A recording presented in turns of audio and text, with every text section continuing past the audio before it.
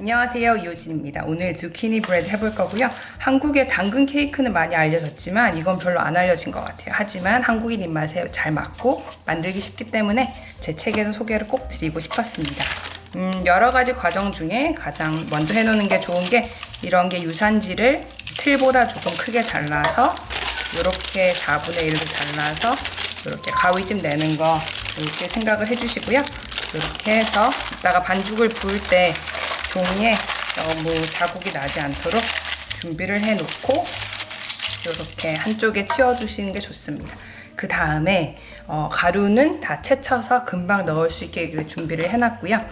이렇게 해서 한 켠에 두시면 되고, 이렇게 채를 치시더라도 한 번 정도는 거품기로 전체적으로 섞어 주시는 게 좋습니다.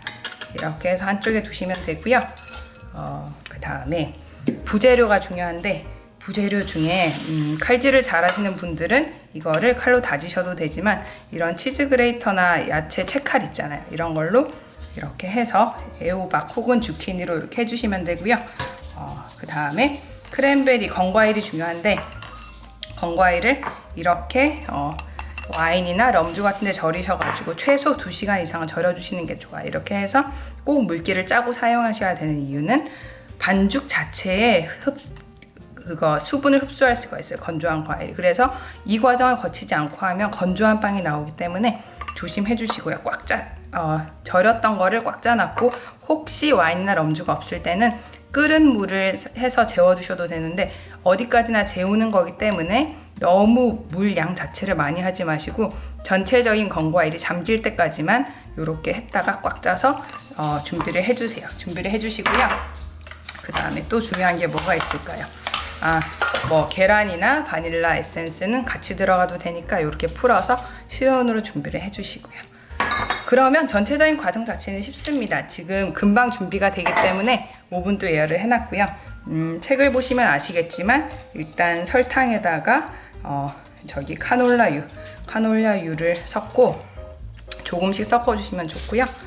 이렇게 해서 전체적으로 다 흡수할 때까지 섞어주시고 이렇게 해주시고요.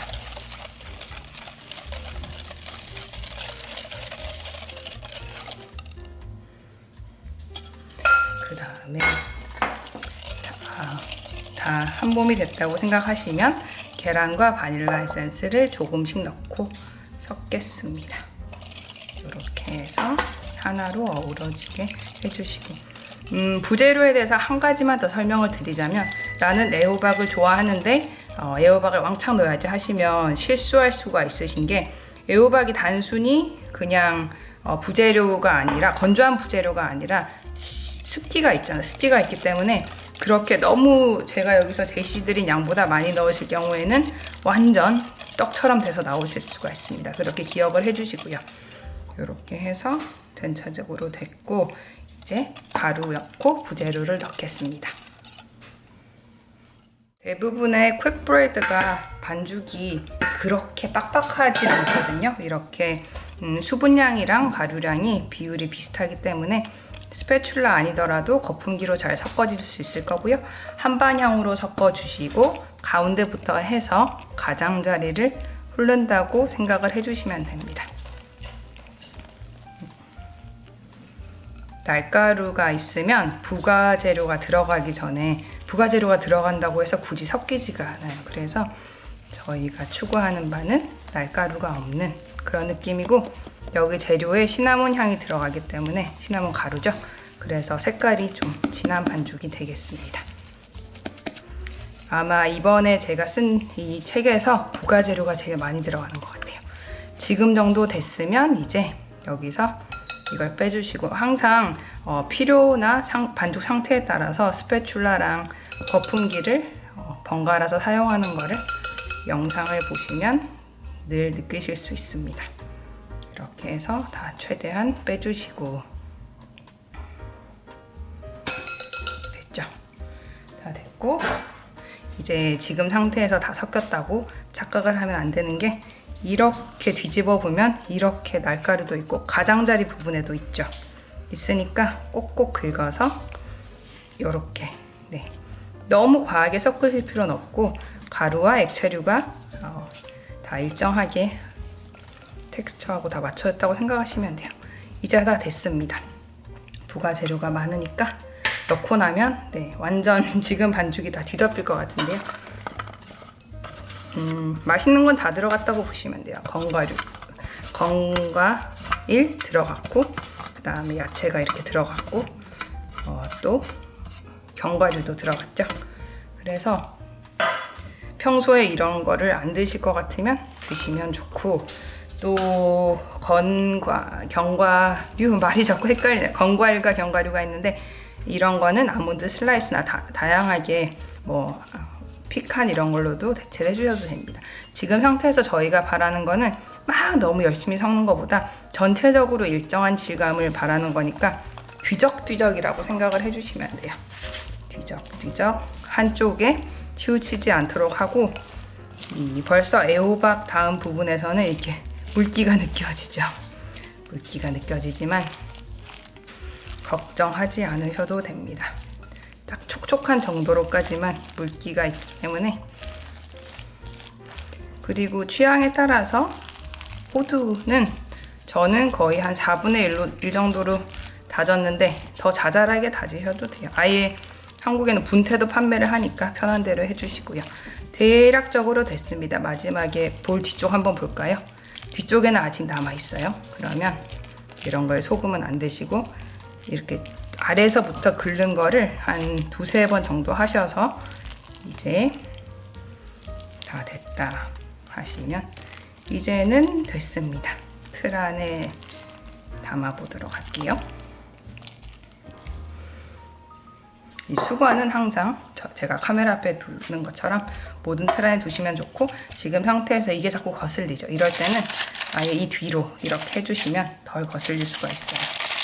그리고 이런 반죽 위로 반죽을 잘못 부었을 때 영 다루기가 어려워지니까 지난번에 말씀드렸던 것처럼 간혹 가다가 집에 밥 같은 게 있으시면 밥풀로 이렇게 딱 해서 이렇게 딱 고정하셔도 되거든요. 근데 저는 오늘 집에 밥이 없기도 하고 지난번에 한번 보여드렸기 때문에 굳이 그렇게 하지 않고 그냥 할 거예요. 이제 이렇게 담도록 하겠습니다. 반죽을 보울에서 뜨실 때도 이렇게 겉부분만 하지 마시고 항상 볼 아랫부분까지 이렇게 긁어서 네, 일정하게 해주시면 좋고요. 볼 아랫부분에 뭐가 뭉쳐져 있든지 가루가 뭉쳐져 있든지 섞이지 않은 반죽이 뭉쳐져 있든지 이런 거를 항상 조심을 해주시면 좋습니다. 이런 식으로 반죽이 마지막에 잘 이렇게 되지 않는다 싶으실 때는 이런 걸로 이렇게 긁어서 마지막까지 사용을 해주시고요. 이제 다 됐고, 지금 상태에서 구우면 너무 모양이 별로니까 일단 조금 다듬을 건데 이렇게 해서 전체적으로 이렇게 모양을 좀 다듬어 주셔도 되고, 질다 보니까 살짝씩 이렇게 쳐주셔도 돼요. 그러니까 종이가 영향을 주지 않도록 이렇게 해주시고요. 어떤 분들은 그러기도 해요. 젓가락 같은 걸로 다듬으시는 분들도 있을 텐데 젓가락이나 이쑤시개 같은 걸로 묽은 반죽일 때만 가능합니다. 이런 식으로 전체적으로 일정하게 다 이제 됐고, 다 됐죠? 아까 붓을 했으니까 붓을 한번 살짝 씻어서 이제 계란을 물칠을 하면 오븐에 바로 들어갈 준비가 됐어요. 계란을 여기에 온계란을 푼 거고요. 아까 살짝 덜어놨던 거고, 이런 식으로 해서 지금 상태에서는 물기 때문에 이렇게 되기가 힘들 수가 있으니까 그냥 점점 찍는다 이런 식으로 해주시고, 계란에 물기가 있어서 여기서 모양이 한 번 더 다듬어집니다.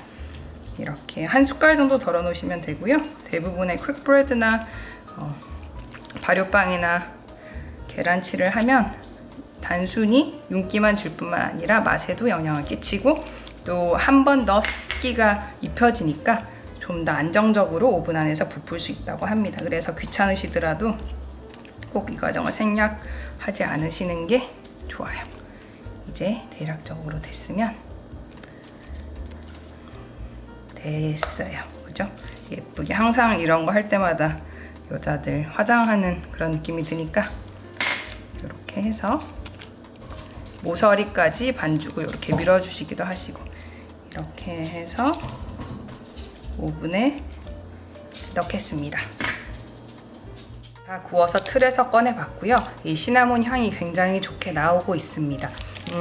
다구핀 거 확인하실 때는 대부분 겉모양 보시면 확인이 되실 텐데 이렇게 윤기가 들고 퉁퉁거리는 소리가 나고 여기에도 소리가 나죠. 굉장히 뜨겁긴 하지만 소리는 다 납니다. 그리고 혹시 저희가 확인을 해야 되니까 날카롭고 좁은 칼로 이렇게 해서 가운데 부분을 찌르게 이렇게 사선으로 한번 해서 꺼내면 묻어나오는 게 없으면 완전히 다 구워진 거고요. 매번 강조드리지만 이렇게 볼륨이 있는 거는 식힌망 위에서도 식고 있기 때문에 이대로 그대로 막 냉장이나 냉동 같은 데 넣지 마시고 그대로 식혀주시는 게 가장 좋습니다. 워낙에 왜 자연스러운 게 좋잖아요. 이래서 제 식힌망은 보시는 것처럼 이만큼 거의 한 반뼘 정도 높이가 있어서 더 빨리 식는 게 있고 식힌망 구하실 때도 이것도 한국에 판매하는 걸로 알고 있어요. 윌튼사 건데 3단이거든요. 그래서 3단으로 쌓을 수도 있고 이렇게 접어서도 사용할 수 있으니까 이 제품을 보시면 구입해 주실 거를 추천을 드립니다. 저는 네 윌튼이랑 아무 상관도 없는 사람이에요. 이렇게 두시고 그러면 오늘 여기까지 했고요.